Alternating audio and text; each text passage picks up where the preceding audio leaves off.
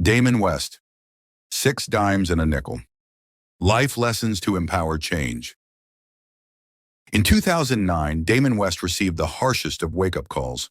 A judge handed him a 65-year prison sentence. In convict parlance, that's known as 6 dimes and a nickel. Since the full term would likely outlast West's natural life, it was effectively a life sentence. That's a harsh punishment for someone who, while guilty of countless burglaries and thefts, had never actually caused anyone physical harm. Yet paradoxically, that sentence may have been what ultimately saved his life. In this blink, we'll explore how a life sentence became the doorway to a second chance. We'll see how the author learned to release his past, embrace recovery, and dedicate himself to serving others. His story is both sobering and inspiring, proof that even in the darkest circumstances, transformation is possible. So, let's dive in. Angels in Tactical Gear. In 5th grade, Wes's teacher recognized something in him. An undeniable ability to lead. She warned him that this gift could go one of two ways. He could steer people toward the right path or the wrong one. Over time, he found himself doing both. At one point, he stood under the bright lights as a Division I starting quarterback, leading with discipline and drive. Years later, he led again, but this time at the head of a band of addicts, orchestrating break-ins across Dallas to fuel a relentless meth habit. That destructive chapter began to unravel just days after his partner Dustin was arrested over a stolen car. West knew his time was running out. In the world of crime, loyalty was fragile at best, and betrayal was inevitable. His reckoning arrived violently. A flashbang grenade exploded beside him, followed by the cold steel of an assault rifle pressed to his face. SWAT officers in full riot gear shouted commands as he screamed back in panic. So ended the 2-year career of the Uptown Burglar, a name that would follow him for life. That night when West sat in jail, his mind kept drifting to the same question every addict asks. How would he get more drugs? But as the high faded and reality set in, an unexpected feeling took hold. Faith. He had once prayed for his chaotic life to end, and here was his answer, delivered in the form of a SWAT raid. His angels didn't have halos. They came armed and armored, breaking through doors and windows to pull him out of the life he'd been living. They gave West something invaluable, the chance to start over.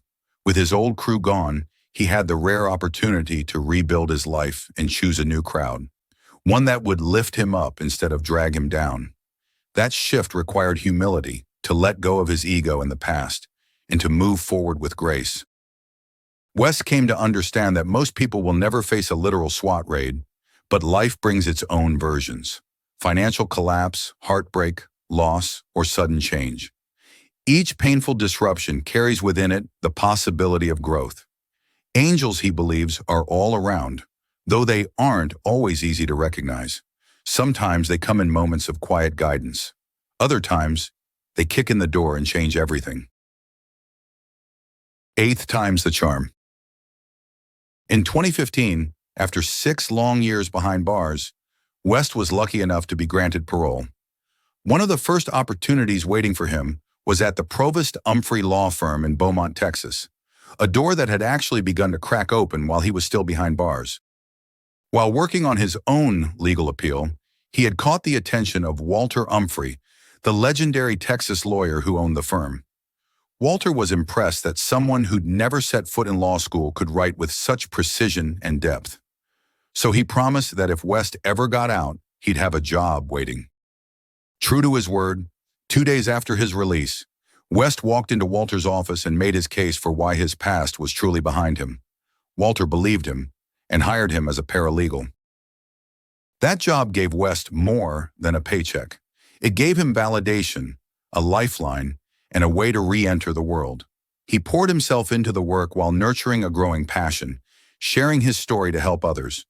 With the firm's support, he began speaking to schools, churches, civic groups, and youth sports teams, using his vacation days to make those appearances.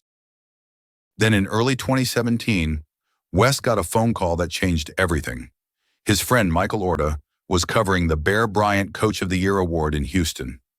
8 of the nation's top college football coaches were going to be in the same room, and he could give West a pass to be there with them. West drove to Houston with a vision of shaking hands, pitching his story, and landing speaking gigs. The reality was humbling. One by one, 7 coaches turned him down. Still, he refused to leave until the last coach, Clemson University's Dabo Swinney, heard him out. When West finally found Dabo, he spoke quickly, fueled by passion. After listening for a minute, Dabo asked for his card, slipped it into his pocket, and moved on. West left convinced it was his 8th rejection, but proud he'd given everything he had. Months later, an email from Clemson's director of football operations proved him wrong. Dabo wanted him to speak to the team. That talk ended with a standing ovation and players lining up to thank him. In fact, Dabo was so moved that he recorded an endorsement video on the spot and reached out to every coach on his phone to recommend West. All of it stemmed from West staying in the room that night, even after wave of rejection. The lesson is simple. If you don't ask, the answer is already no. Taking your shot may not guarantee a win, but not taking it guarantees a loss. You have to believe you're worthy before anyone else will, and you have to be ready so that when the yes comes, you can deliver. For him, that readiness came from practice, persistence, and remembering that he'd survived much, much worse. Being the coffee bean. West's journey from getting arrested to landing those first big speaking gigs was a long and transformative one. It required a lot of self-discipline, but it was also shaped by mentors and messengers who refused to let him drift from his purpose. When he received his 65-year sentence and made his way from the courtroom back to prison, West was shaken. But during those early days, he had a friend on the inside, an older Muslim man named Muhammad. He had a deep knowledge of the law and life inside prison, and he recognized that this new arrival was different and needed help. Seeing that West was on the verge of tears, Muhammad told him to go to the showers for some privacy, and it was there, as he sobbed and broke down in tears, that West had his first spiritual moment. He began to pray, and he suddenly saw a vision of Christ before him and heard him say that everything would be okay. Muhammad validated West's experience. He told him that religion was a human construction and that prison was a spiritual realm. All that mattered was that he believed and surrendered to it. Muhammad was West's first mentor, offering guidance for survival. He told West prison would be violent, that he'd have to fight, physically and mentally, to endure. Then he shared a metaphor that would stay with West forever. You could either be the carrot, the egg, or the coffee bean. When you drop a carrot into boiling water, it turns soft. It gets beaten down and broken. If you drop an egg in there, it hardens. It'll have a strong shell, but it'll also be closed off to love and change. But a coffee bean, on the other hand, will transform the water itself. A coffee bean changes its environment from the inside out. Muhammad urged West to be a coffee bean, to bring positivity into a negative place, knowing it would be met with resistance, but also knowing it would attract others with the same light. The other beans in the prison, no matter their race, would be part of West's circle. Muhammad's message became a foundation for West's life. He came to see that everyone has carrot days and egg days, times of sadness or anger that must be felt, but not lived in. The choice to be a coffee bean is always available, even in the middle of a bad day. The power lies in remembering that attitude is a choice, and it can change everything from the inside out. West carried forward the legacy of Muhammad by establishing a scholarship under his birth name, the James Lynn Baker II Be a Coffee Bean Scholarship. The scholarship is awarded annually to a Dallas Lincoln High School senior.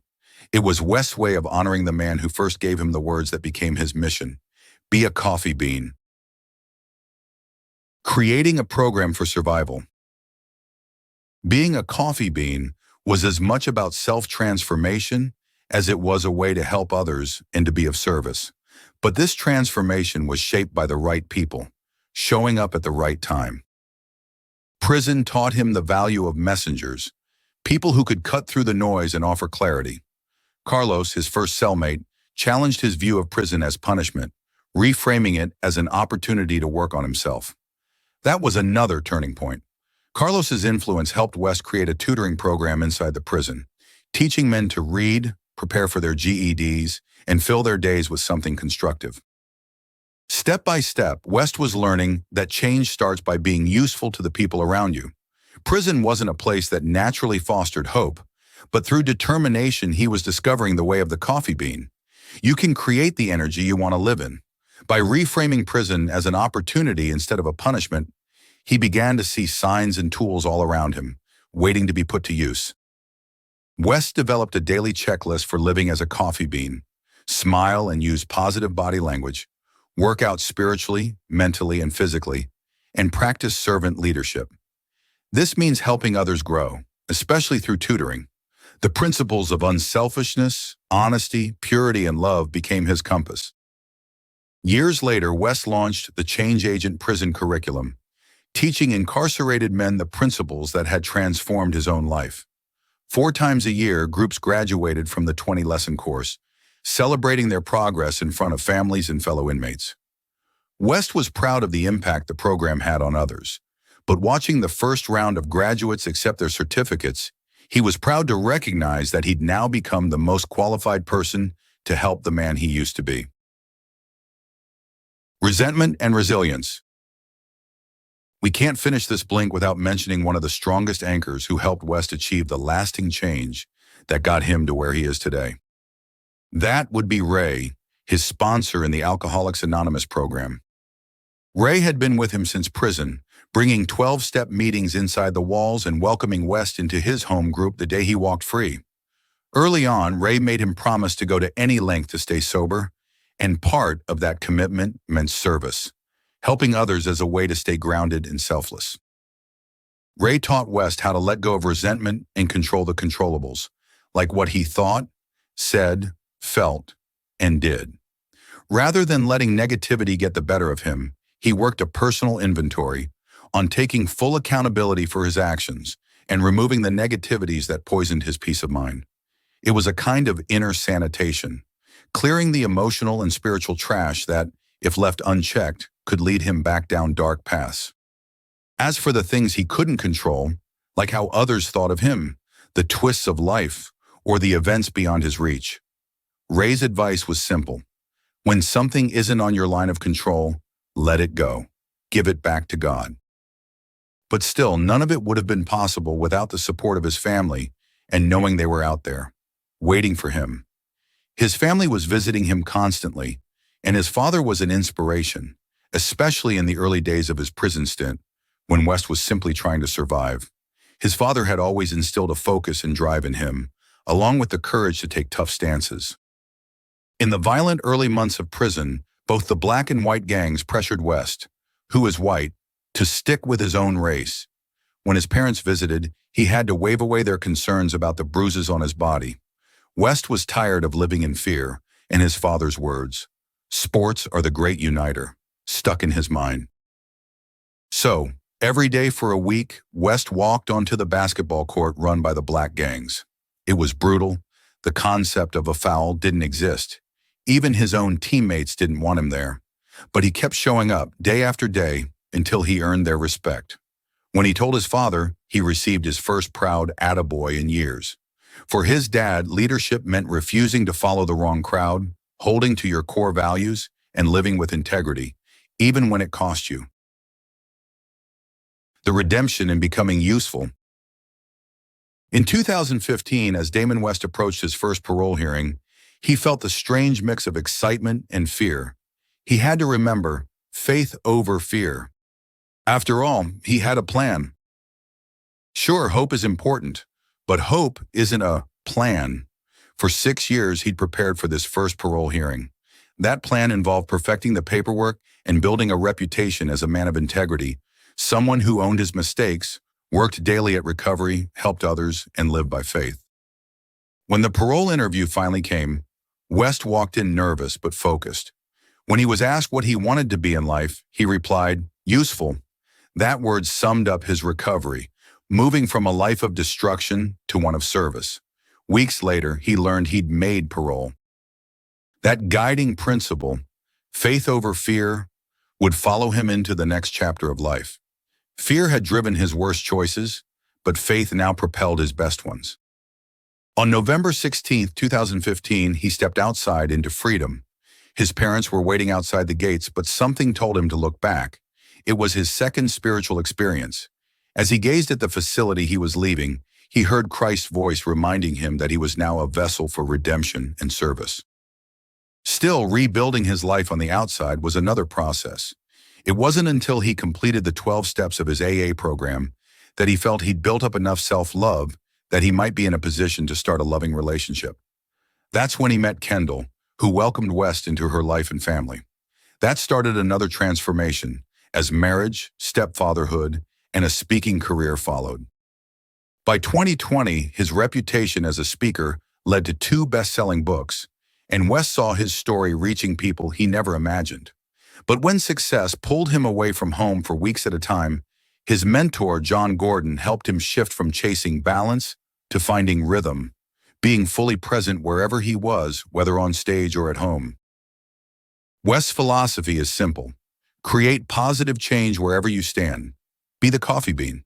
Whatever platform you have, whether it's a stage, a job, or simply your influence, let that be your gift to the world. Measure life not by approval or possessions, but by how much you pour back into the stream of life. As his friend Fred Eppright says, a true journey means leaving something behind for others. Otherwise, you're just wandering. In West's case, the journey is far from over, but every step is guided by his devotion to service and the belief that even from a life sentence, you can create a lifetime of impact.